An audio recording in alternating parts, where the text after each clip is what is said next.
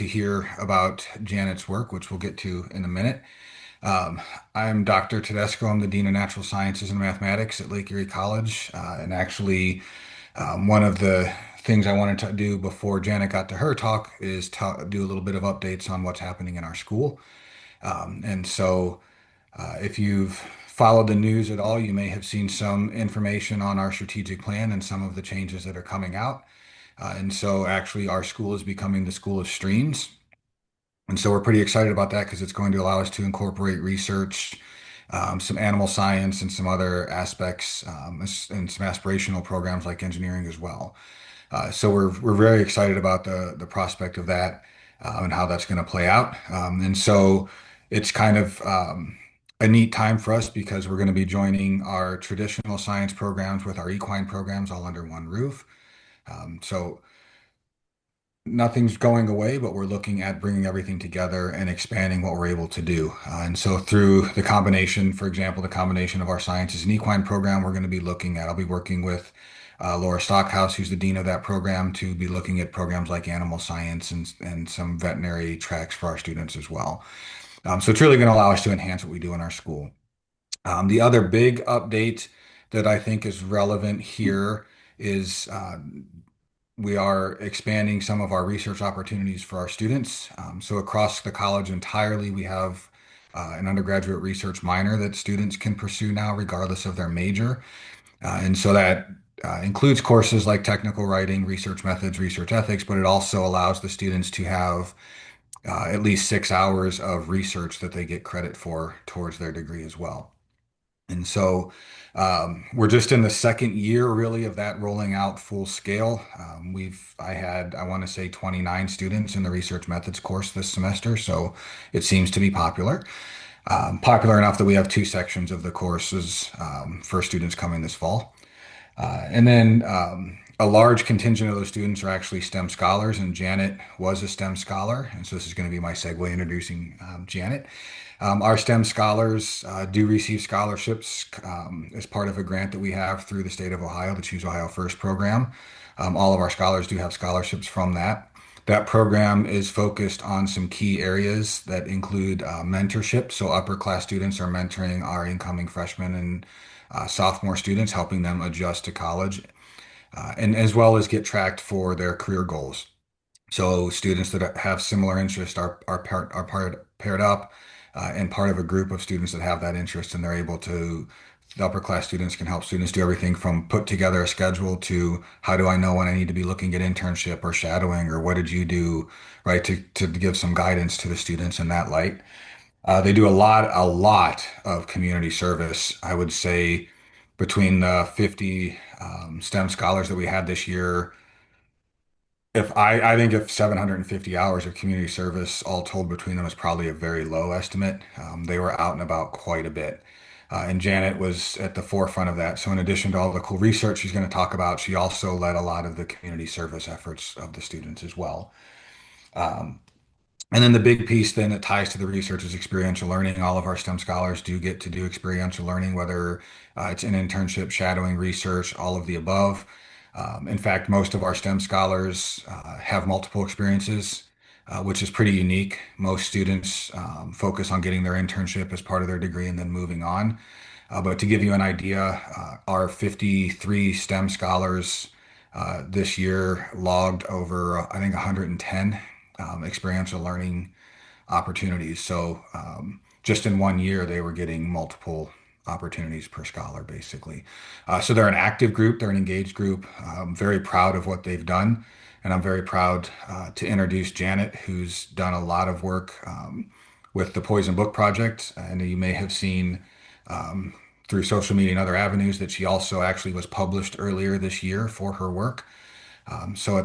With that, I'm going to turn it over to Janet and let her talk about what everybody actually came to hear.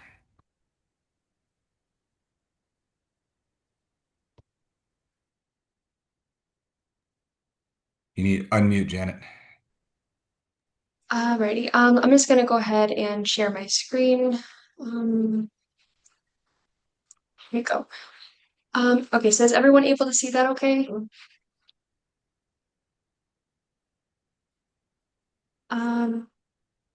Okay, I just wanted to make sure that everyone was able to see that. Okay. My name is Janet Wittine. I just recently graduated from Lake Erie in the year 2025.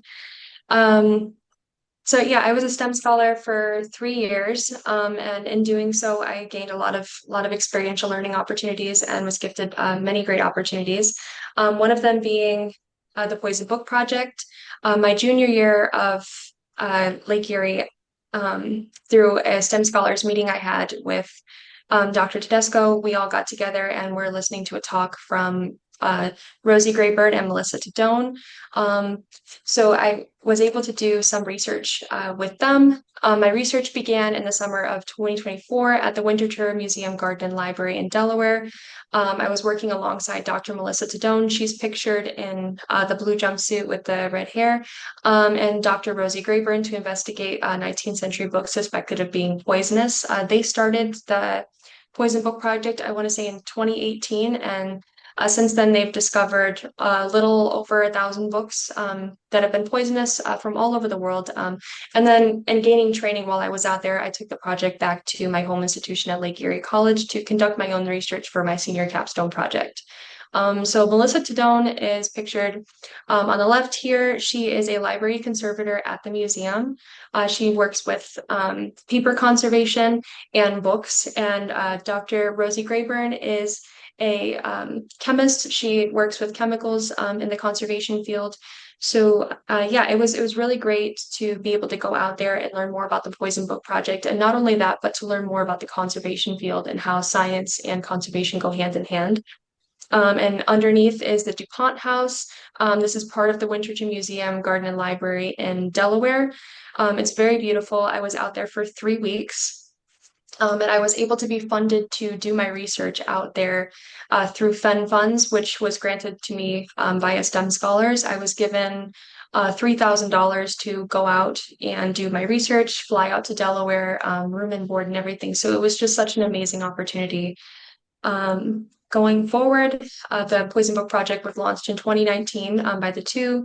The goal is to identify and document toxic books, to inform the public about the dangers of these books and create safety handling procedures for cultural heritage conservators when working with these materials, because oftentimes they can be very hazardous. Over 1,000 arsenical books have been found globally as of 2025, and yeah, so there we utilize the XRF. It's a non-invasive analytical instrument to allow for precise analysis of elements in these books. So the Poison Book Project was launched when Dr. Melissa Tadone was looking through the library, and she recently read an article about copper acetoarsenite. That's the compound that makes up the emerald green. The emerald green pigment is pictured here on the cover of this book. She did a little bit more research and was curious about it, so she took it up to Dr. Rosie Grayburn, who then utilized the XRF to do an elemental analysis, and she found the compound copper acetoarsenite present in the pigment on the book. The bookmark here, they came up with this bookmark to allow for better detection. When you're out in a library, you just use it and hold it up next to a book that you suspect to be toxic. Um, so yeah, and it really does help. I've handed out so many of these. But yeah, it's such a great tool, and it was so great to be able to work on this project and get to know them a little bit more. Um, but yeah, there's so much to learn about poison books. So for emerald green, the chemical name is copper acetoarsenite. Copper gives the appearance of green, while the arsenic is the poison. The two work hand in hand. It's found most often in wallpapers, textiles, and book covers, but book covers was the main concern for the two working together. During the 1840s and 1860s was when it was mainly manufactured. The pigment was mainly manufactured in England. And over time, emerald green degrades into toxic dust and arsine gas. This naturally happens over time, but improper storage of the materials causes the pigments to break down much quicker.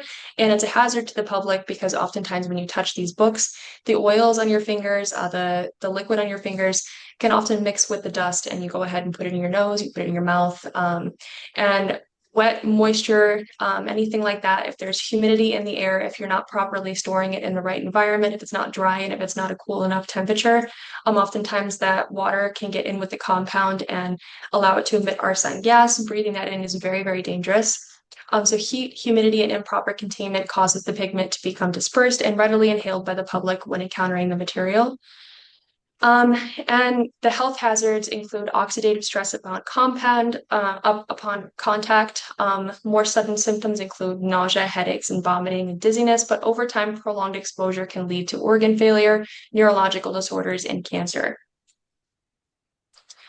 So when we identify a positive test using the XRF, which I'll get into a little bit further, we just go ahead and we stick it inside a polyethylene zip top bag.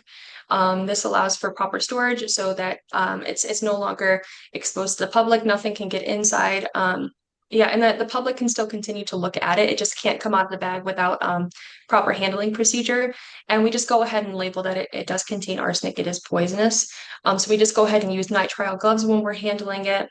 We'd never want it to directly contact our skin. Treatments include working underneath the fume hood with proper filtration and to just prevent arsenic exposure. And libraries and collectors should be informed about potential hazards and safe practices for identifying the book bindings. So we just go ahead and let them know. And then the poisonous items are then logged into the database found on the University of Delaware's website for further data analysis. This is a public database, so people can take a look. You just can't edit it. You just go ahead and let the owner of the database know that you've identified something. Over the years, as the project has become relevant, a lot of books have been sent in to Rosie and Melissa, so it's become pretty overwhelming with how much stuff gets sent to them. They're mainly concerned with things that are in their own archives, just at the museum, so that people who regularly visit the museum are no longer exposed to all of these. But those have all been taken care of at Winterthur. But near museums closer to them, we have still found arsenical material. While I was out in Delaware, I was given the opportunity to go work at the Mutter Medical Museum. That was an amazing museum. It was really, really interesting to go there. I learned a lot about medical conservation.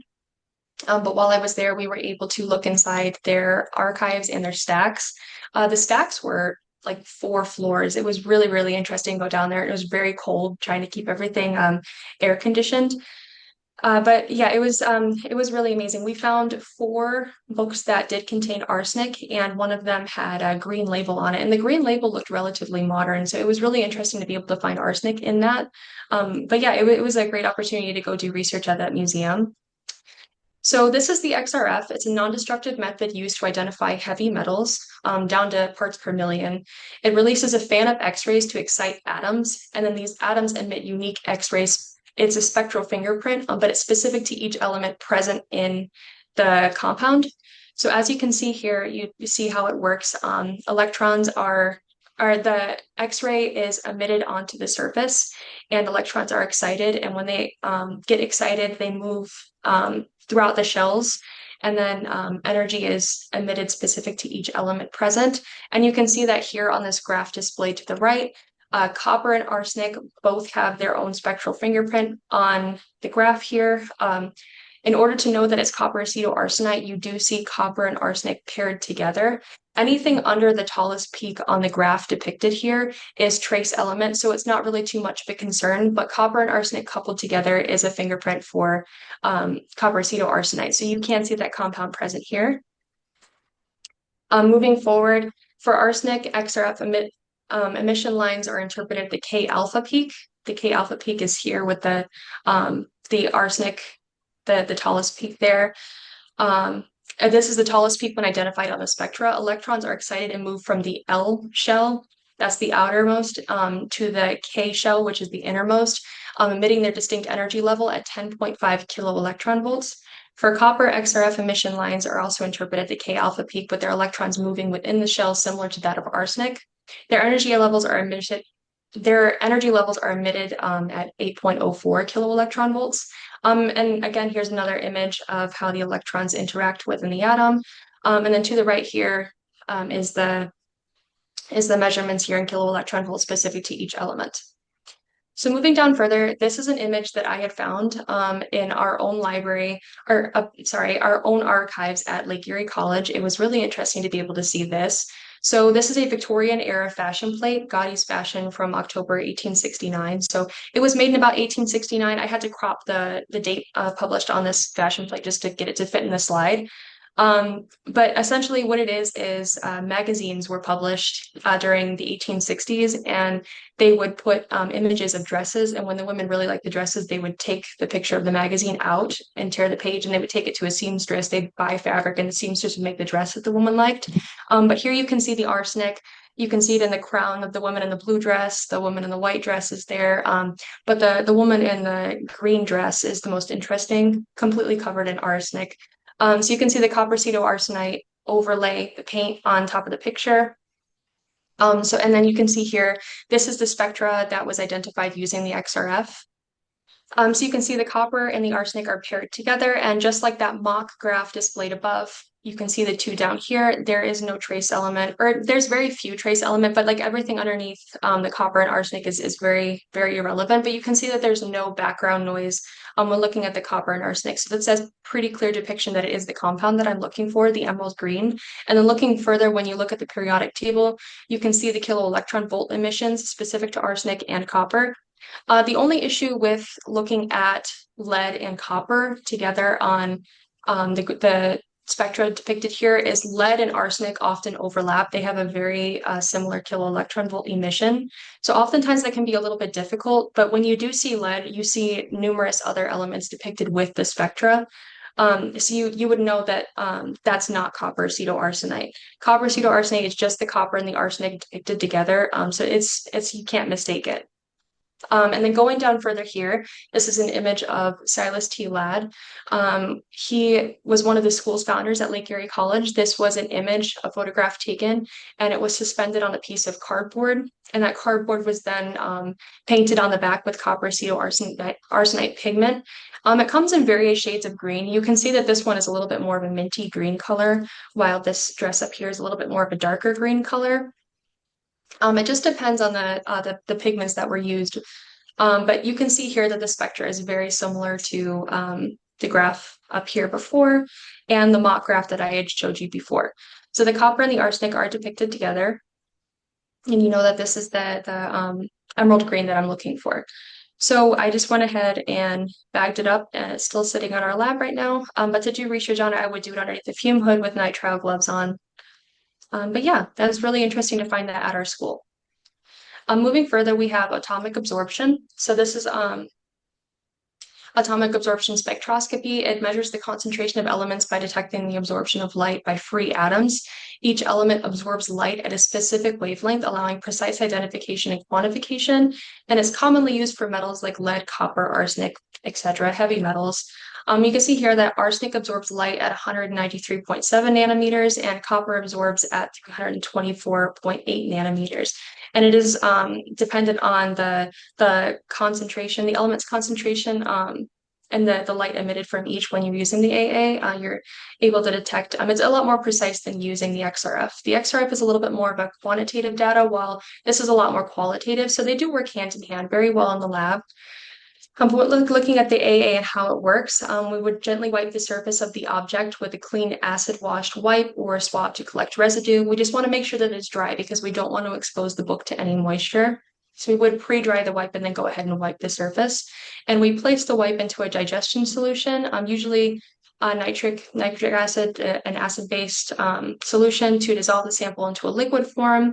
The liquid sample is introduced into a flame or a graphite furnace, converting it into free atoms, and then a light beam at the element-specific wavelength passes through the vaporized sample. The amount of light absorbed is measured at the related to the element's concentration.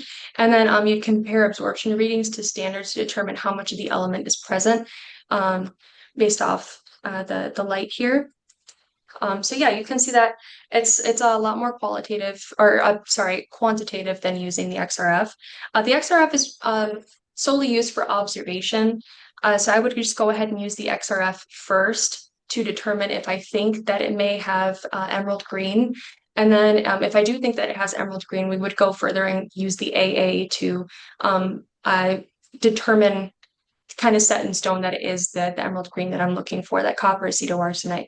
So they work very well hand in hand. The XRF is great because it's a portable tool that we're able to take out into the field and collect samples. But it is sensitive based on the location of the emerald green. So if the XRF isn't able to sit flat on the surface of the book that I'm looking for, it is very likely that noise can get back into the XRF and disrupt the spectra that I'm looking at. But with the AA, it is highly sensitive, but it's also a lot more precise than using the XRF. So they do work hand in hand. They both have their own benefits. Going forward, again, AA allows a more sensitive and precise measurement of metal content, especially useful for friable or trace pigment samples. Utilizing this technique allows for an understanding of how friable materials contain emerald green. Cloth is often a lot more friable than paper.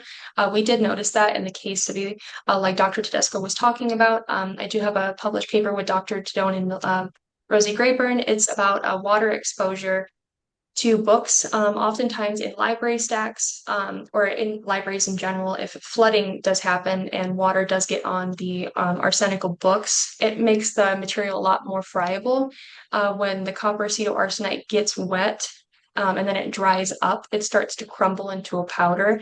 And that makes the book a lot more dangerous than if it were to just remain dry. So that's essentially what the paper was about, but we went ahead and discussed concentration of copper acetoarsenite before water exposure and after. And we didn't only do that with copper and arsenic, we also did that with lead and chromium-based pigments as well. And the AA helps confirm the findings that the XRF signals are borderline. So again, with the arsenic and the lead, sometimes it's really hard to determine what I think it might be. So the AA kind of finalizes any sort of discernment that I might have had testing it with the XRF. Oftentimes, parts of an item are out of reach of the XRF, allowing for background noise to interfere with testing, as I had mentioned before. And in conclusion, emerald green and other pigments still pose major health risks. The Poison Book Project helps institutions detect and manage these hazards and advances safety, preserves history, and connects chemistry with cultural heritage. So that is essentially what the Poison Book Project is. Yeah, and then going forward with the Poison Book Project, like Dr. T was talking about with the undergraduate research, students have signed up to continue my research after I graduate.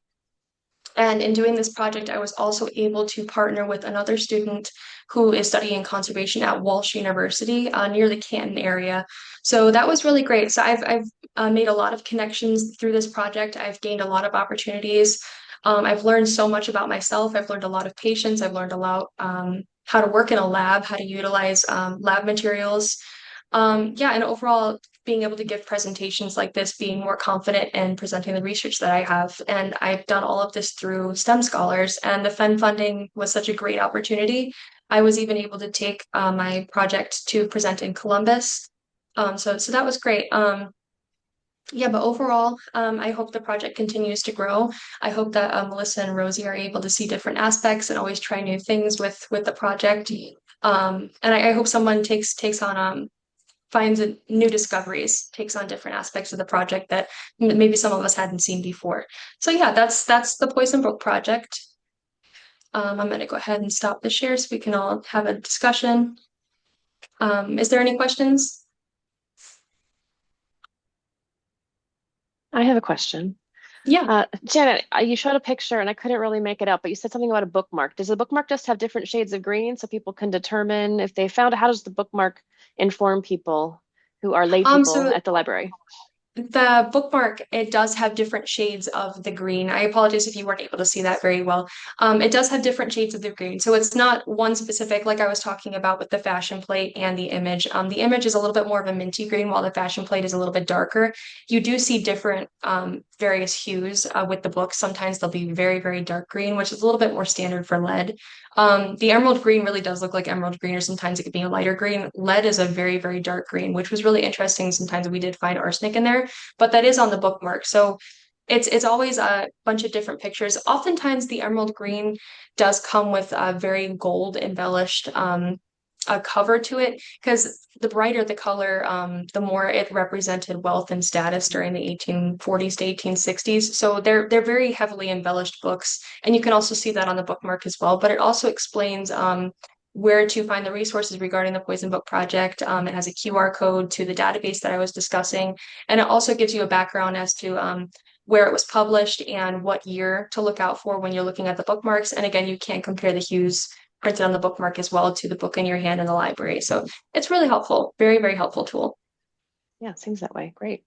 And Thanks. Connie, I might still have a couple, but I'm actually going to be trying to get a meeting with Melissa because there's some interest in actually having a Poison Book Club Ohio type version. Hmm. So I've actually trying to get in touch with different libraries like why is the name escaping me? Ohio Link, and Oh being able yeah. to connect libraries through Ohio Link and being able to do sampling. As Janet mentioned, the XRF is portable, so she actually, when she was working with the student from Walsh, she actually packed it up and took it down to libraries and was working right there with it. Yeah, it is Fascinating. great. And it's not specific to the Poison Book Project. I know the man that we had rented the XRF from when we were out in Delaware was using it for field work as well. So they do use it in agriculture, Yep. like stone testing and things like that. So it's really great for environmental studies at Lake Erie as well. Yeah, we actually have on ours several. We can do food additives. We can look at microplastics. We can look at water, soil, different geological composition. Just a pretty neat instrument. That's really Yeah, great to have in our own lab. That's fascinating. Yeah. it is. Yeah. Is there any more questions regarding the Poison Book Project? I can also talk more about STEM scholars. Yeah, I was actually wondering, are there still a lot of the archives at Lake Erie that need to be gone through? Like you mentioned, others will be picking it up. I had gone through every box in the archives, and those are the only two things that I found. I know I'm still working in there over the summertime, and I'm going to keep my eye out for a little bit for some more interesting items, even if they aren't arsenical. It's still good to know what kind of elements are in there. Um, Specific elements are a lot more friable, especially the heavy metals, but it's dependent on the mordant that was used. When adhering the element to the surface during that time, over time the mordant starts to break down. So even if it's not arsenical, it's always good with conservation to know how best to store the material. So even if we aren't looking for a poisonous element in the book, we could also know like what kind of glue was used, what kind of cloth was used, what kind of paint was used. And we even use the XRF for a painting conservation. She was using it to know what kind of material was inside that paint. I think it was, I want to say the early 1800s, but she was trying to match the paint on this historical painting had to almost reflect, just trying to keep it true to the history.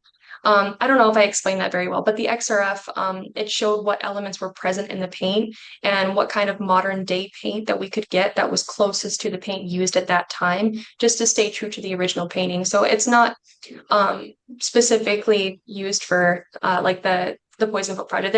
It's very versatile for the conservation field, unlike we were talking about with Dr. T and environmental studies as well. But yeah, I'm gonna go continue to look through the archives and see if I can find any more interesting materials.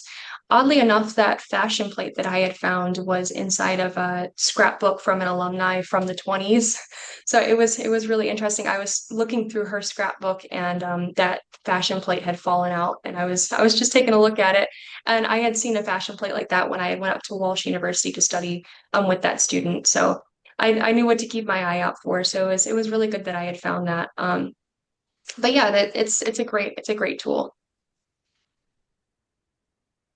Janet, Oh, what's thank next for you. you now that you've graduated? So you graduated, you're working at Lake Erie over the summer. What's next for you? So I'm going to Cleveland State University to get my ABSN. That'll be my second bachelor's degree. It's an advanced degree for nursing, so I'll be doing that. I think it's a 16-month program, so I'll be doing that, and I'm still staying at home. So I'm going to Cleveland State in January. So I'm looking forward to it. Yeah, That's hoping. fantastic. Yeah, thank you very much. I appreciate that. Yeah, we're hoping to reach out a little bit more in the community as well. I know I reached out to I think I reached out to the Historic Society in Lake County before the Cleveland Public Library. So there's still a bunch of places that we're looking to partner with to continue the Poison Brook project there. Yeah, Excellent. thank you. This was really informative. Really, thank you very much for Oh, I'm sharing this glad. with I'm all of glad. us. It was really interesting and informative, and I never Thank would have you. thought. So thank you Oh for yeah, doing this work. I'm hoping I touched base on everything with the Poison Book project. I hope I explained it very well. You did. You explained, I But very yeah, much understand it. Yeah. Thank you. It was such a great opportunity to be able to go out to Delaware. It's especially with the funding and meeting new people, but I wouldn't have been able to do it without STEM scholars. So it's great. Yeah, I really did love the program. I've been doing it for 3 years. I was sad when I graduated, sad to see it go, but it was great. It was really, really great. We've done amazing things out in the community. So it was fun. I learned a lot from it as well. Good. Thank you. I'm fairly confident she would have said that if I wasn't on the call. Yeah, I definitely would have. Okay. All Is there right. any more questions about the project? Yeah, unless anybody else has any questions, we can let Janet get back to her day. Yeah, and thank you again, Janet. I did record this, so we'll definitely be sharing it with the alumni that weren't able to join us tonight, and of Oh, course, thank anyone you. else who might be interested. So we do really appreciate your time, and Oh, it's thank very you. Thank you. I'm fascinating to glad to hear. help. I'm glad to present. I'm glad to bring awareness to this project. But I can't take credit for it. Rosie and Melissa taught me so much, and they're doing so much work on the project up in Delaware as well. Yeah, So absolutely. thank you. Thank you. And All thank right. you. Any last words, John? No, I just thank you. I'm glad, Janet got to do this. Thanks. I'm proud of what she's done. She's done a lot of good work. And I will say she's come a long way in three Oh years. yeah. Confidence. 3 years Thank ago, she you. would not have gotten up in front of anybody and spoken, I don't think. So No, I very definitely proud of would what not. she's doing. She's a good student. She's going to go and do good things. Thank you. Alrighty, thank you so Wonderful. much. All right. Well, good night, everyone. Thank you so much for being here. This was a joy. Thank you so much, Janet. We appreciate you. This was Yeah, really no helpful and problem. so Thank you interesting. for the opportunity. Alrighty, everybody have a good night. Thanks. Thanks, Good Janet. night. Good night. Thank you.